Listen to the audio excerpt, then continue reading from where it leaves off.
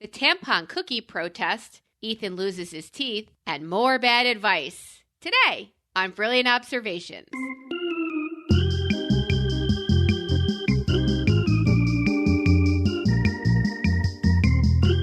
Amy, how are you? I am alive, and that is saying something after this insane week. I know you feel the same. How are you?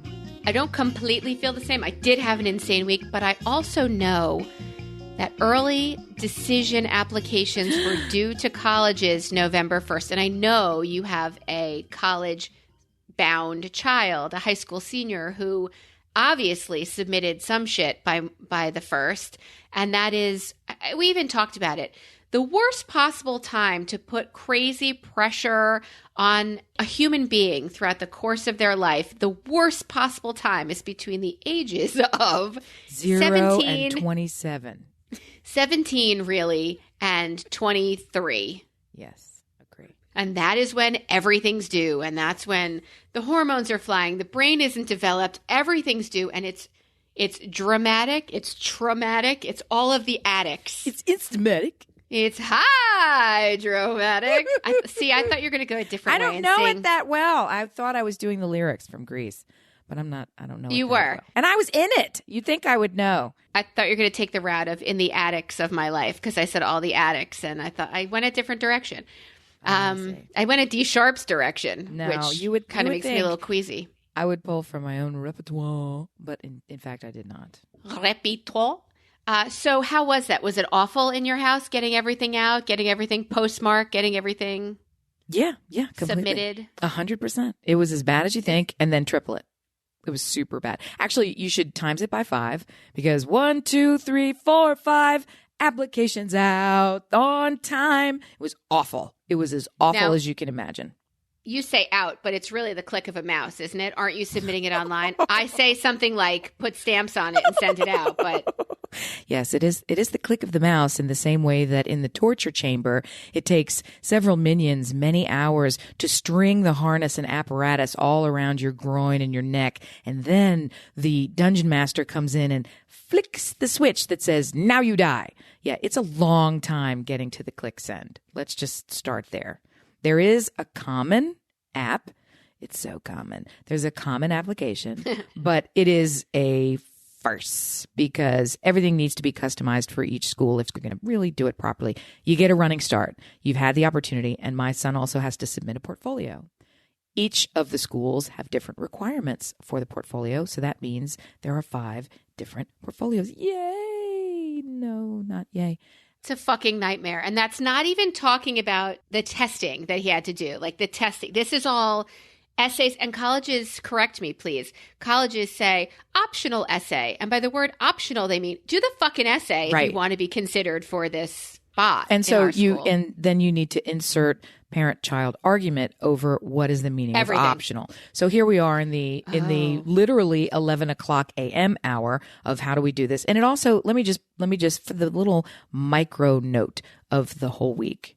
Lots of folks nationwide found it so humorous that Halloween got postponed for weather from Thursday to Friday, the day that we're talking about all these applications flying out my ass. And I say my because I was deeply involved, sadly, was Friday, day after Halloween. Where I live, Halloween for our entire neighborhood and for much of the city was moved a day out. And people are like, oh, you're such crazies, you're such this. Well, we actually made the national news because in my city, we had a tornado on Halloween. So yeah, kind of not a good idea. So we had straggler kids coming from 4 to like 6:18 on Thursday. So you had to serve them. Then on Friday, you get the whole new crowd. They didn't get the memo? They did. Stragglers? The little baby kids were, what are you going to tell a 4-year-old? The city says no Halloween. It's not dark yet. It's not raining yet. It's 4:30 in the afternoon.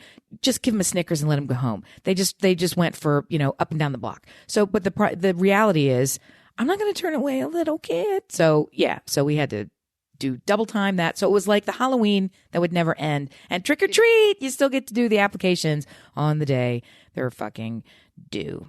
So it was a proofreading. Everything had been proofread before, but every time you touch it, you really need to look at it again. And the reality of when it's time to submit to each school, you're pulling from that common application. And if you have some custom items that you want to put in, as in, let me tell you a little bit about the professor at your school that I wanted to see, you can customize it there. So with each of those customizations comes another, stroke-inducing panic attack on the case of your mom, which in this right, because you don't want to submit one essay that has the wrong professor's name in it. And Dear Harvard, it has been my dream to study at Hogwarts. It's no, you've got to fucking figure your shiz out. So, but because they didn't send me my letter when I was 10, I've come to you. You're my please fallback. Accept my owl. Yeah. No. Just Lord above. And a spot on your Quidditch team for me. I am a seeker. Amen. I love it. So. Yeah, it's terrifying. It is completely terrifying. And to be honest, because I'm not going to say because we can, but because we want to maintain a relationship that is solid in our family, I'm going to hire out some of the essay writing and dates, because for some reason, I know we've discussed this, I have no credibility in this house. So if I say, honey, this summer, we need to start on these essays just to outline and shape them so that we can hit the ground running for anything you want to send out by November 1st. And my answer right back in my face, by the way, as he is driving, because, once you're 16 and a half, it's all about 16. It's all about driving. I am not doing essay work over the summer. My summer is my chance to relax. All right. Well, no, it's not. Not this summer. It is absolutely not your chance to relax. This is the beginning of the end of your life. The beginning of the working portion of your life. I know you feel like APs were work, but sweet boy, no, that's not the case. That's nothing. I'll say this about that. We did the very thing that you're talking about. At our school, we have an entire legion of administrators assigned to assist with this task, and assist they did. My child was very well prepared going into this day.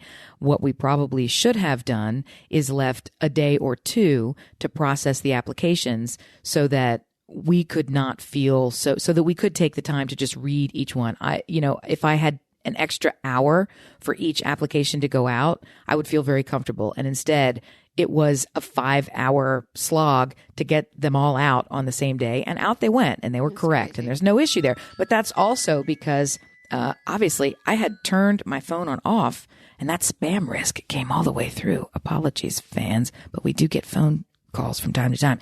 So the applications did go out. There was preparation. You were talking about hiring a counselor. We have that whole thing at our school, and parents still hire counselors. And I'm telling you, we did not need one. We did not need one in the sense that they had a boot camp over the summer, a 1-week intensive where it's get all the essays done. And that got the essays to 88% completion in my house, right? So then we procrastinated until 2-3 weeks from today to get to that final last percentage done. So that's how it went here. Other families have been hiring somebody in addition to the school resources just to do what you're talking about, which is when mom tells you take a practice exam before you take the SAT, or maybe you want to not get a fucking F in that class, you stupid dope, or whatever you're supposed to say to them. Yes. When the counselor sits across the table and says even a fifth of the same thing, it's absorbed. Yes, it's sir. Understood. Yep, they get it. It's the craziest thing. And they do act. And so I've seen the parents, they all endorse it. They all say, yeah, but it's for some, our kids go to a private school. And I fully believe, like, you already parents, pay for what I'm doing. I do. And I hear parents talk about, I go to public school, I support public school, the public school's going to serve. So I'm not paying for private school and all the advantages and then paying for a counselor. I just think it's not for me. So, but it does work for other families. CNN had a special about the scandal, the college admissions scandal, but it went all the way back. Like, it gave the history from the alumni donations all the way to like Jared Kushner being the douchebag that he is that got into Harvard because his parents were making $2 million regular donations, right. And his grades, they showed his grades. They were not Harvard material, right. But the money really does talk. And so it's been going on forever. Right. And so we watched that with the kids, and they're actually interested, which surprised me because nothing was blowing up, and it wasn't really forced family fun. I didn't mandate it. They just walked by and thought, oh, I'd love to see them, Aunt Becky, go to jail. And they sat down for a minute, and before you knew it, the show was over. And kind of upsetting. excuse me, I'm sorry. I think we had Ethan captive because this week he had 3 wisdom teeth taken out. The 4th was done last summer. Oh, Lord. And he's done nothing to care for them after. He didn't really swell up. It's almost like it didn't happen. He's eating everything normally. And I think it's going to hit us in like 2 weeks when he has like a wild infection or he has something crazy. Can I say the word? Can I say the detestable wisdom teeth word? Socket. Yeah. The socket. So I'm going to make him a tall glass of I'm going to have a dry socket. Salt water tonight for him to just rinse around in there and see if it could absorb. If he's not going to do it. No, he's not. And if he's not done anything up to this point, what do you care? His body is obviously didn't need those fucking teeth anyway. Get out of my head. He did not need them, but he stayed home from school. My kids are off for 2 days this week for teacher something. Look, I don't make appointments to meet with my kids' teachers anymore. They are their own advocates. If something is going very wrong, before November 5th, 6th, 7th, 8th, whenever this is, I'm going to meet with their teacher. We're going to have shit worked out. It's not, I don't wait for something to go sideways to figure out what's going on. I see their grades. They're updated daily. I can absolutely see what's going on with them. Do you have constant access to the kids' grades? Yes. Do you have that portal? Yes. Do you ever check the portal? No. My husband does quite frequently. Oh, does he? And the kids do. The kids check it and they report back when it's great and they report back and get in front of it when it's bad. I guess we've conditioned them that. And that's their job. That a Yes. surprise. Yeah. It's like, you need to manage my expectations. Let me help you help yourself. If you show up on a day when I think you've got an A-, in XYZ class and it's actually barely a B, them's fighting words. You got to sort that out long in advance. Or P.S. How about don't get the B? Can we start there? My favorite is my daughter will jump in the car and she'll say, I got a blah, blah, blah in this class, but don't worry because I've already spoken to the teacher. Like they are very proactive and defensive. And I said, then you're doing absolutely everything right. Maybe it wasn't so right to get the whatever, but yes, this is how you handle it and you're doing quite well. And I don't want to tell you I'm proud because I'm going to see how it fleshes out before I tell you that, yes, that's exactly what I wanted to hear from you. Good child. I saw that your brother-in-law is feeling better after his accident. It's also his 50th birthday. It is his shout out. 50th birthday today, and it is so meaningful and crazy because 50 is kind of a big old matzo ball hanging out there, and to be able to reach it when it was touch and go 2 short weeks ago. He is home. He is still heavily medicated, which I guess is not bad for your 50th either. So taking it day by day. Full recovery is predicted eventually. He's done extraordinarily well considering the extent of his injuries due to an untimely motorcycle accident that was, the fault of a deer that rushed out and hit him. Other than that, he had, just for the sake of saying it one more time, he was covered from head to toe with industrial grade armor coated gear, which means he didn't have a single scratch on any piece of skin, and broke about a bazillion bones and is now reconstructed like the Bionic Man. But the gear. If you're going to ride a motorcycle, pay the money, go to OSHA, get your stupid nonsense worked out because that saved his life. Literally saved his life. Happy birthday, Barry. Yay. All right. I saw a story this week that blew me away. Yeah. I saw a story about 7th grade girls who petitioned the principal of their school to get tampons in the bathroom. That is such a big topic right now. My boys actually have had to write a couple of position papers on it. I don't know what this is. Tell me about this. Were they saying you should pay for this as the school? The school should provide them, and the male principal said no, that the girls in the school would abuse the privilege. What? Okay, so I'm not quite sure what that means per se. I've always wanted to use the phrase per se. So the kids got together to stage a protest. Melissa, how did they protest? Well, they shared their views, but they also baked cookies that looked like tampons. What? They baked cookies that look like in the shape and colors. Was it like a little cookie cutter cookie with a thing? with tampons. So color between the was it? color of white and red and a string and it is on Instagram. Oh, it's on Instagram and you should look it up. And Betty it was Crocker hilarious. Can suck a dick. I love it. So they staged this protest. They made their tampon cookies. And on Instagram, people said, abuse them. How? Overdose? Use a super instead of a light? Are pads the gateway to this drug? Oh, and the So internet shall provide. And they did again with only a dude would think that tampons are a privilege. Ew. Yes. Following that up, there was a survey in 2018 that showed 1 in 4 women has to struggle to afford sanitary items. Bingo. 25% say they've missed work or school due to inadequate access to sanitary products. Yep. I hope they're doing more than making just cookies. By the way, I could not find out anywhere where this school is. They did a really good job of hiding that's even better. the location of the school because I was about to stage my own little protest and write letters. I don't know if I want to eat a tampon cookie. Can I be honest about it? That sounds really repugnant. I would look at them though, and I would pass them out. Like it was a great form of protest. But to be honest, the facts are on your side. It is not a privilege to provide. I mean, especially young girls are getting their periods earlier and earlier and earlier. Everybody can debate from what all of the antibiotics they're on, the weight limit when you normally get your period. Little girls who are 75 pounds, probably don't get it till 9th, 10th, 11th, whenever grade. But for more of us who have some meat on our bones, you get it earlier. And to be unprepared in school could be both dramatic and traumatic. I'm using both of those words a lot tonight. It's horrible. And for a principal, male or female, I don't care, to say that it's a privilege to I'm not asking for condoms. I mean, it's super beyond asinine. I mean, it is akin to saying the girls' bathroom is required to buy their own soap.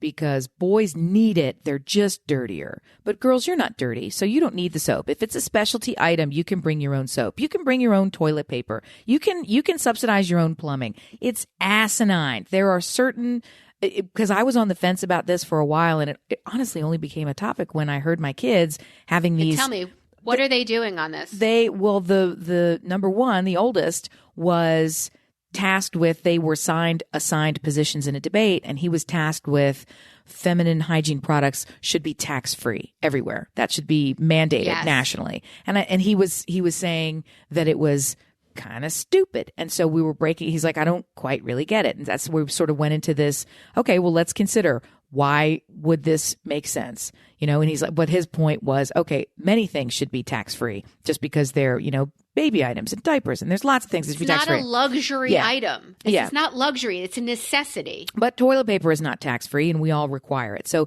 I guess the thing that they were coming up against is it's for 50%-ish of the population is taxed in this way, and the items are expensive, so it's effectively a double tax. So to at least remove the taxes in some way affecting it. I'm still kind of on the fence about that.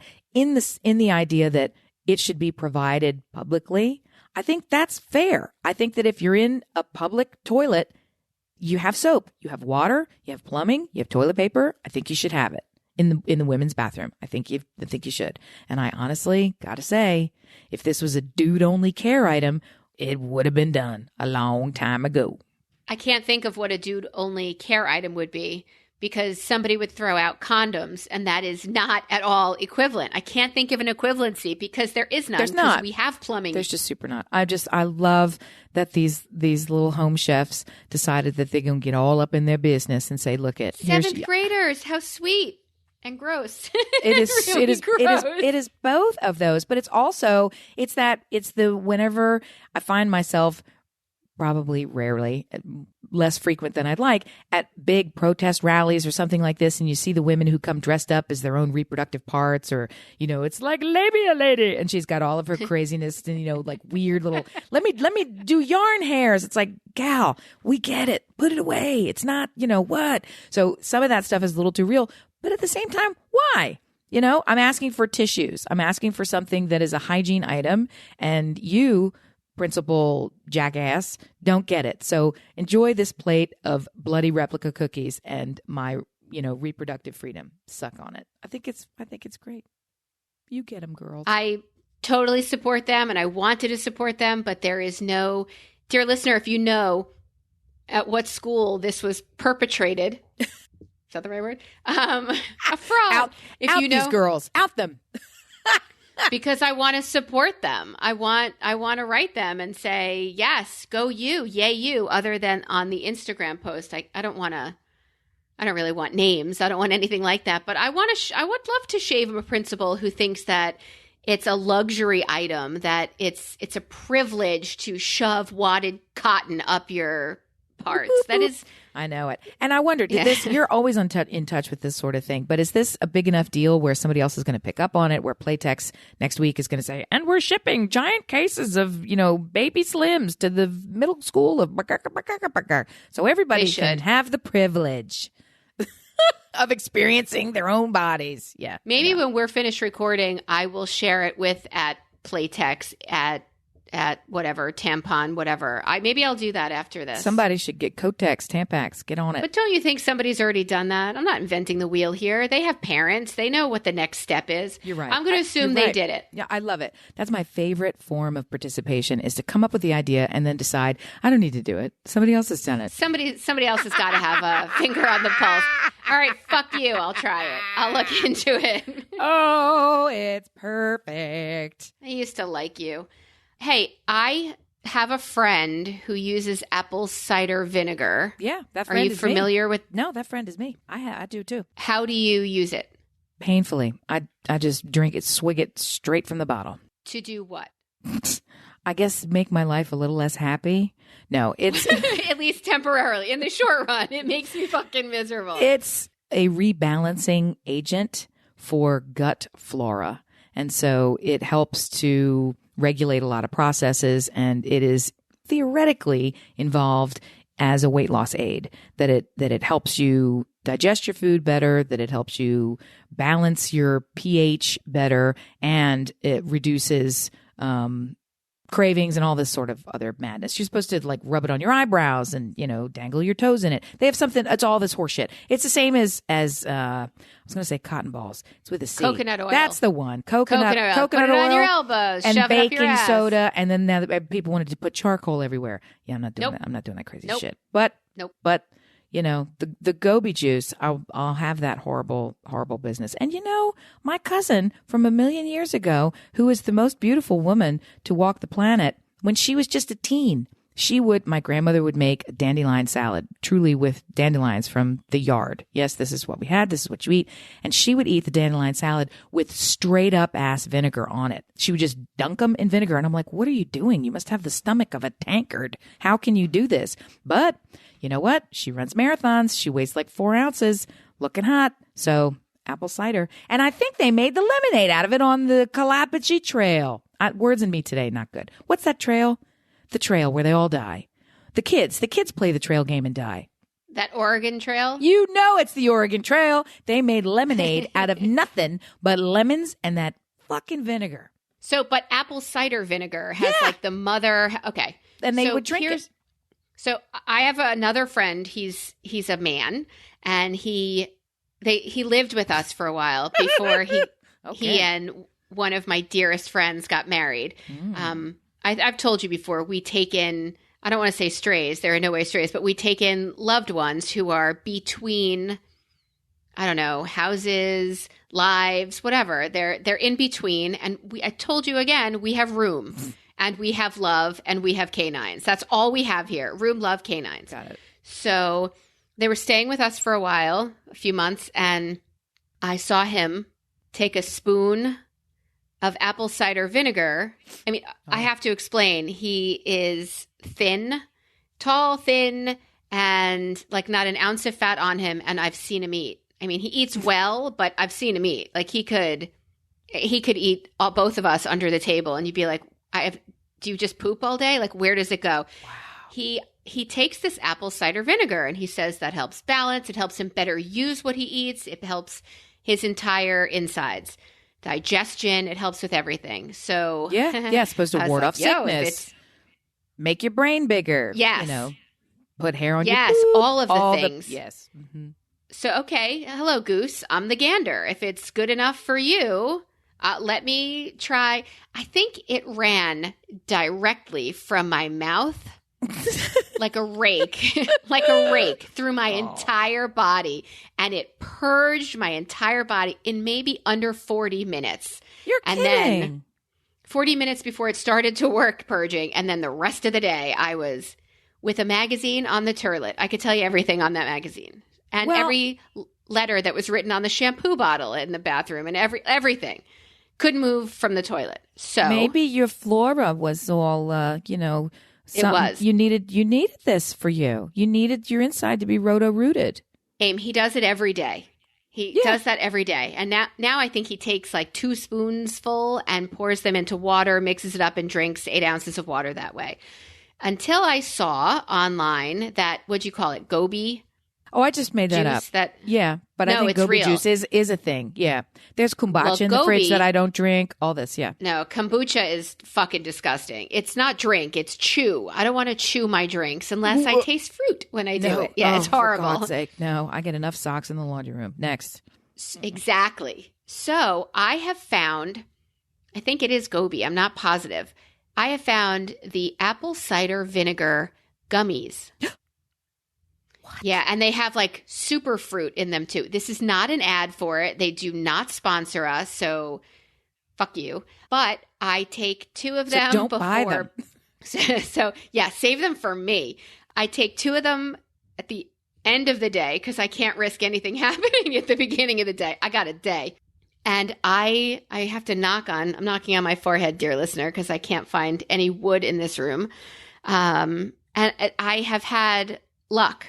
Let me just say that. I have had luck. So that was part of my 100 gratefuls on the daily. I have not exploded today. I told Jess and John once that I was waiting outside school to pick up my kids, and I felt as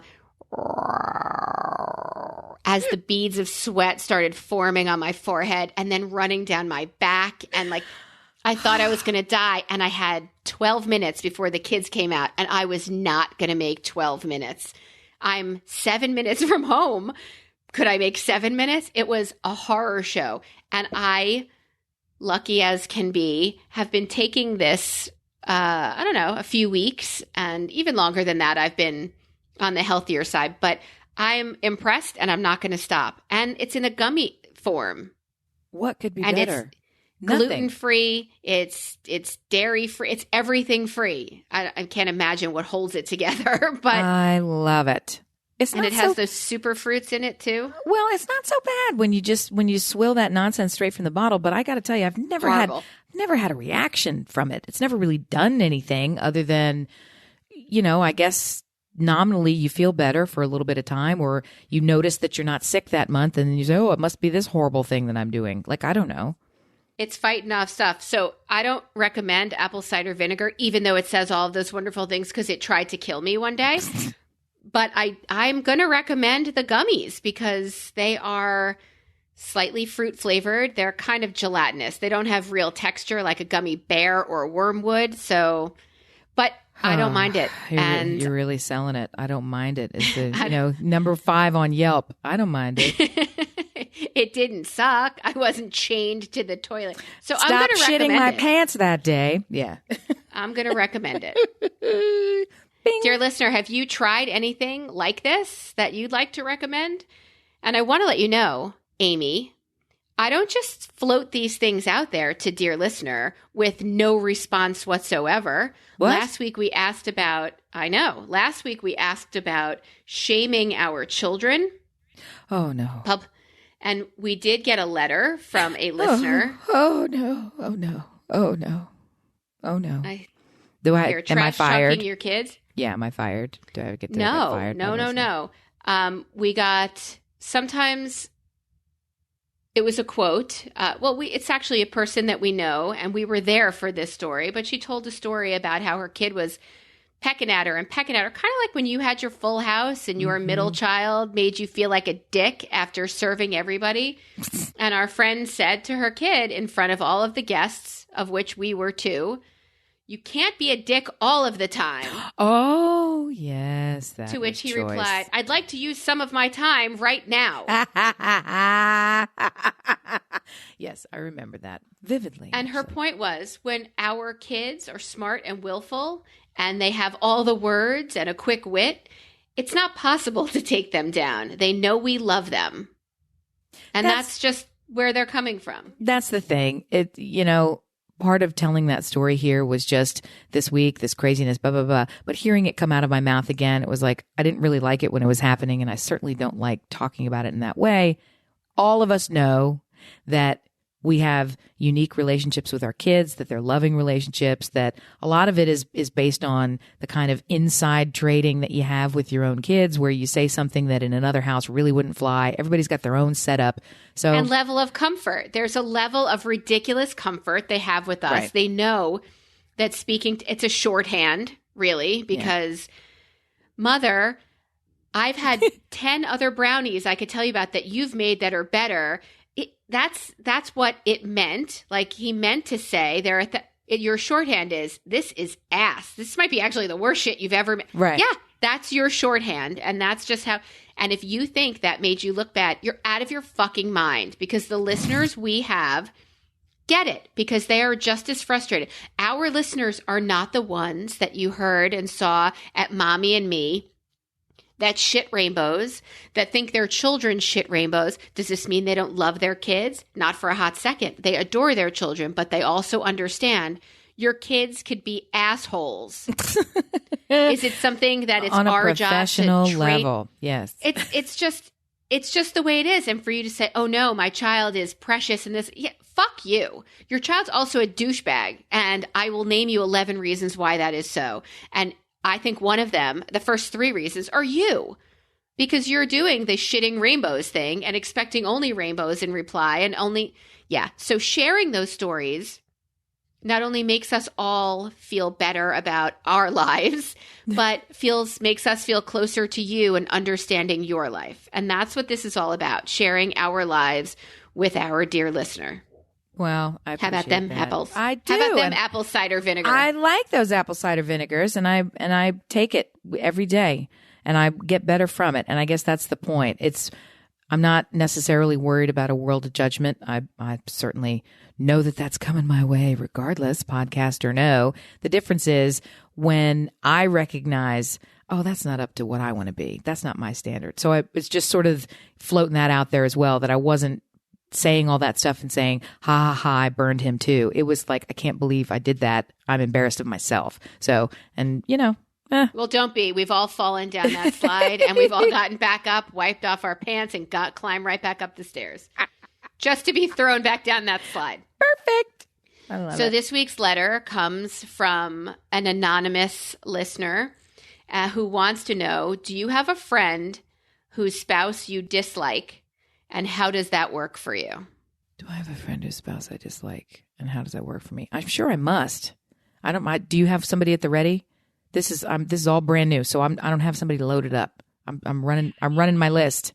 I mean, I have a friend whose husband's friends with my husband, and he says things that make me want to punch him in the face. There are things that he says and does that I don't like, and my husband does not seem to notice or mind, and that makes me just as crazy. But I have another friend whose partner is not enjoyable to me. And the way it works in the bad advice segment here, we'd love not to help, is I don't see them together. I don't ever see them together. How does that work? Well, because Stuart's not friends with the spouse. Oh, it's my girlfriend. Stuart's not friends with him at all. So I see her separately. And this other couple that we do see together, I laser focus on her and try to separate her and enjoy her and giggle at the dumb things he says and try not to, go crazy. I make a list. It's like a bingo card. He's going to say something stupid about this. He's going to say something stupid about this. And then halfway through the meal, I'll turn to Stuart and I'll say, bingo. Like he's done them all. I've got bingo. So yeah, that's how we manage it. I'll be out. Wait, yeah. It's pouring. Let me go get the car for you, honey. I love it. What a good strategy. I think that's fantastic. I hadn't thought about that. You don't have any friends like that where the husbands or the wives, you love the husband and the wife is a douche or? It's usually the case where whoever the first one that I meet and befriend, I learn later that their partner in crime makes them look like a giant asshole. It's like the one that they've married is they're hanging on for dear life because they know they got it so good. So I always meet the lesser of the two first, and they want to step back. Yeah, because I can't think of anybody. I really can't think of anybody. Not top of my head. So I'm sure there's someone in the recesses of the relationship brain, but for the most part, everybody that I know, they always talk about their spouse in these glowing, glowing terms. And you know what? As part of it, I don't think they've been married that long. Is this also like the kid thing where they talk about their kids and glowing, glowing and don't say he's an asshole? Because I'd like to tell you, I speak really highly of Stuart on this podcast, but I have to tell you, recently he's been making plans like with contractors and then not being here when they come and leaving me to hold the bag and be like, when this big, enormous man showed up today with a beard down to his waist and said, I'm here to fix the, I thought, I'm sorry, what? Who are you? You're not the guy we talked to and showed what was wrong with the house to fit. And he was gone. He was in the wind. He left. Was he running errands and doing something else? Yes, great, happy for you, but don't leave me. Like, I could tell you when my husband's an asshole, the same way I could tell you when my kids are an asshole, the same way they can tell you when I am an asshole. No, they can't, and they won't. They could try. But I'm in charge of who drives. Don't bring that story to me, you little brats. Yeah. Yeah, but to not share and to not do that. So you think they're all saying how... No, that's just on this one topic. That's unlike him because he is a master delegator, which I love. He's sort of, there's not enough things that he can plan in his own life. So he loves to plan for everybody else. You have fun. And so this is another opportunity where he would like delegate all of these things. Right. And let's keep everybody else busy. Fantastic. But he usually comes with instructions or this is the expectation or there's an overly elaborate delegation plan. Like what if you don't want to do his plan? Well, fuck that. I didn't marry him. I'm just telling you what I see. For Thanksgiving, we made plans to go to Florida for a brief spell. And then he said, well, what about your brother and his daughters and his wife? Don't they deserve a Florida vacation too? Well, they both work. So he said, well, let's fly down with his daughters. Let's bring your nieces. Well, because of Stuart and his planning, my parents are driving from East Coast to West Coast. My nieces are flying down from Northern New York and we're all meeting. Yeah. So he has booked flights for us for an hour and a half away, for them from Greater New York area to a totally different airport. We need the book. We need the manual to put together this. But yes, you're right. He couldn't let somebody else sit still for a holiday and have their parents work. So he said, let's take your nieces down there and let's go spend Thanksgiving with them. It's all very charming and all very loving. But at a certain point. But you said, you know what? Santa Claus has it covered. Let him run his route the way he wants to run it. Okay. Not for Jews, he doesn't. Not for Jews. Oh. That's why. So he's Santa Stew is what you're saying. Yes. But you said that these couples only say nice things about each other. For the most part. When somebody's being an imbecile, but they're not also not married to, I guess what I'm pointing out is they're not married to jerks. They're not making excuses or trying to, okay, there's one, now it occurs to me, there's one where the husband has stepped in it. But you know what? That's not a person. He wasn't this horrible, please, I hope that you die in your sleep kind of a person. He did behaviors and took steps that were jackholous. Yeah. So it's like, okay, so you did something terrible. Here comes the punishment. You're not coming to the party because we're so great. You don't get to have pizza with us. So it's that sort of a thing. So yeah, he's not really welcome.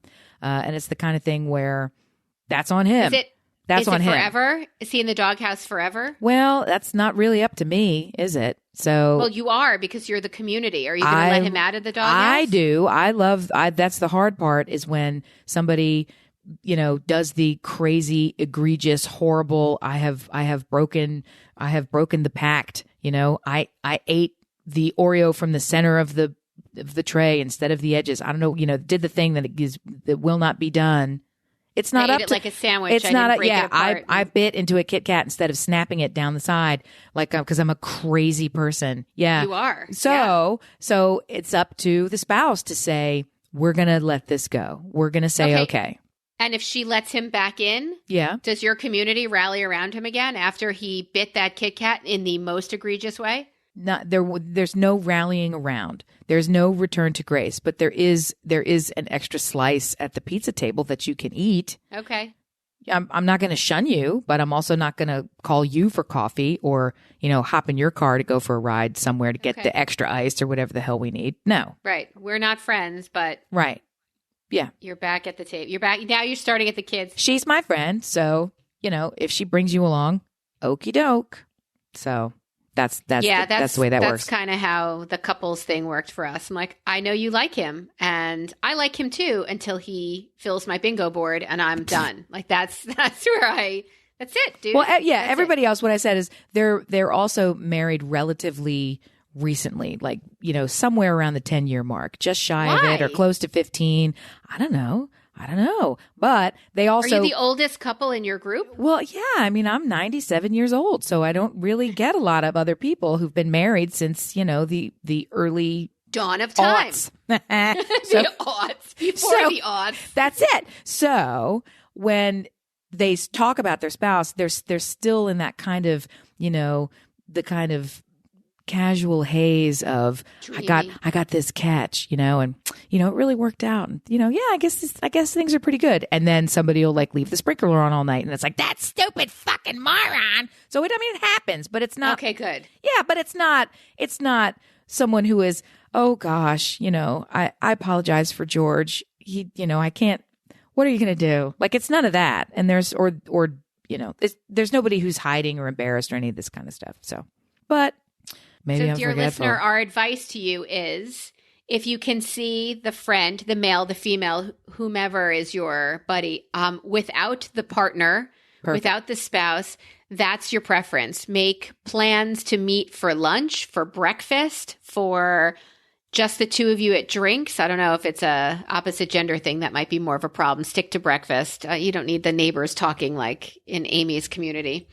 Oh my God, I'm going to tell you something that happened in my community just today. Why did I say that? In my neighborhood. I don't have a community. It's a fucking neighborhood. So I can't believe this. 3 car seats on the curb. 3. They looked pretty new. 3. Trash day. I'm just painting a picture. I thought to myself, I've got to immediately get on Facebook and post this for the million groups who are always saying, I have a mom in need. I just whatever, blah, blah, blah, blah. And I thought, akin to what we did moments ago, I don't need to do that. They're going to be long gone by the time I even type this in. They sat there. They sat there for 27 hours until the trash came and went and didn't even pick them up. Who doesn't need a car seat anymore? 3 new car seats at the curb. And nobody can be bothered. You can't really take a used car seat because you don't know if it's been in an accident. When you are shopping the curb for a car seat, you take the car seat. And these were nice ass car seats in a place where you would think, gosh, this was a quality car seat. I just couldn't believe it that they were still there. I guess that's a good sign, or we need to have a better network of people that we can talk to. In my old neighborhood, I was lending my neighbor a long table for her yard sale. Oh, yeah. Well, it was a neighborhood yard sale. We weren't selling anything because we hate people and we certainly don't want them coming up our yard to look at our shit. It's not a community. It's a neighborhood. That comes with judgment. I don't need it. So I put the 6-foot table by my mailbox for her kids as they got off the school bus to pick up and walk home. Under 18 minutes, somebody stole it. What? Somebody drove by, saw a 6-foot table sitting by my mailbox, thinking it was a free table, and took it. Holy totally batshit Costco. There is no way. So I said, I have another one. You need to send your kids to my house to come get it because I can't leave it outside anymore. I can't risk that. And she said, I feel terrible. I want to pay you. And I said, no, because I'm the dope who left it there 18 minutes before your kid's bus came. But that's what, 3 o'clock in the afternoon? I didn't think that somebody would be trolling. Seats. You're telling me. Yes. If you put anything out at the street, you put a bag of half-eaten, I don't know, pretzels Oreos out at the street. Yes. And everybody's going, nothing left. Who ate this Kit Kat? What? That's right. Sociopath ate this Kit Kat. I'll take it. Yeah, so they stole my table. And they didn't think they stole it. They thought it was something I put out on the curb for whomever, which is crazy. All right, Amy, last week I wanted to talk to you about this. What's that? And I'm going to do it now. Bring it.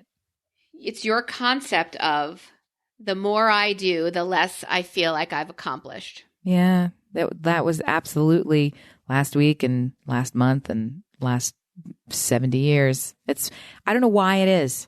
You're one of my most accomplished friends. I'm trying to figure out why you feel that way. Oh, because there's always more to do. It doesn't matter how much you do. I mean, you got out these applications. You even have more to do that you're still on that you're not even talking about. It's not over November 1st, but early decision is November 1st. You still are steamrolling.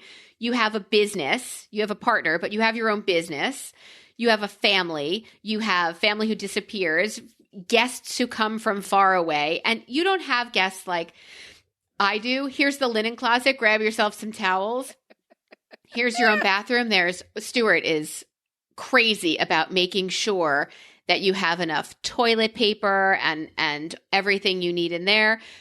But I just make my home your home. I want you to feel like everything you could possibly need is here and you can take. And that is not at all how you host. You host by having folded towels, potentially with monograms of each guest on them. And that to me is crazy. You're coming, and especially with the amount of people we take into our home. I'm now rambling because Amy has disappeared and I'm all alone here. So, dear listener, Amy does host in a way. You should all go and stay with her. She's in North Kakalaki, as she'll tell you.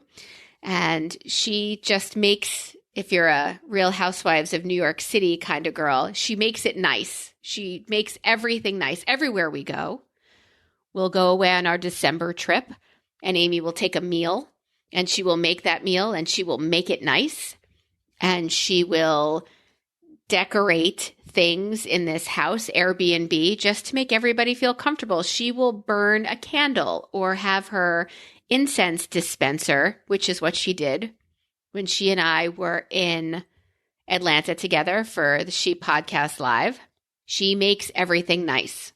And for her to say, I don't feel accomplished, I think is crazy. I think what she really needs to do, if she ever comes back on this podcast, is realize that the proof of how much she has accomplished and what she has done, I want to say the proof is in the pudding, but the proof is evident in her friends, in her family, in her dog, in her ability to lose her partner for the week when her husband went to take care of his brother, or maybe just sit and look at his brother for a week when these applications are due and all this stuff needs to get done. The proof is in how well things are rolling, not how exhausted you are, how underappreciated you feel. It would be nice if we were all appreciated a little more, but the proof is in what you've created in your family, in your friends, in your home, in your life. And Amy has created a lot, and I am grateful and lucky to be her friend. Okay, so she has disappeared. It says her connection was interrupted, and there's no way I'm hitting the 50-minute mark and trashing a podcast because her face is frozen in a riotous laugh. I will tell you, the only things left I wanted to talk about were the fact that I opened up Netflix yesterday and I saw that Atypical has posted a third season. It's the Michael Rappaport, who's that crazy girl from Single White Female? Jennifer Jason Leigh, is she in that? It's a fantastic series that we have discussed before. It's had 2 seasons and the 3rd just dropped. It is mandatory for you to watch it. It is just exceptional. I even watched the preview and I cried at the preview. So definitely go watch that. I gave you bad advice. And my last one was a question. And after I pose this question, I am going to, I guess, sign off and let you know that you can find us, Brilliant Observations, on all the socials at Listen Brilliant. And you can write us with your questions at brilliantobservations@gmail.com. But dear listener, here's my poll for today. My question for you, I'd like you to sound off. Cranberry sauce. How do you like it? Personally, I won't eat it unless it's in the shape of the can. There, I said it. I don't want to feel curds and fruit involved in my gelatinous mass of cranberry sauce. I want just to feel it melt as it touches turkey and stuffing, or just stuffing for vegetarians. All of the sides are the best on Thanksgiving. I want to know how you like your cranberry sauce. Or should I say cranberry gel? Thank you so much for listening. I'm grateful that you show up. I'm grateful that Amy showed up and not as grateful that she disappeared. But we will talk to you again next week.